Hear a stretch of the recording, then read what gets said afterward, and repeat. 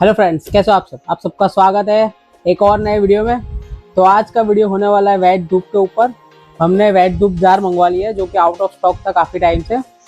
तो उस पर जो फ्रेग्रेंस थे वही सब आ गए हैं। गोल्डन कस्तूरी है, कपूर गुगड़ है और है भीम सैनी कपूर।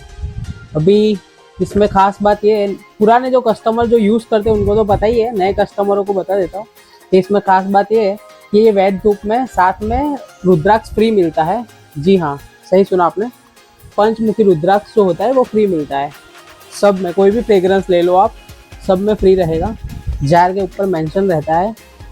तो बहुत अच्छी खुशबू है और ये 400 ग्राम के पैकेजिंग में आने वाला है।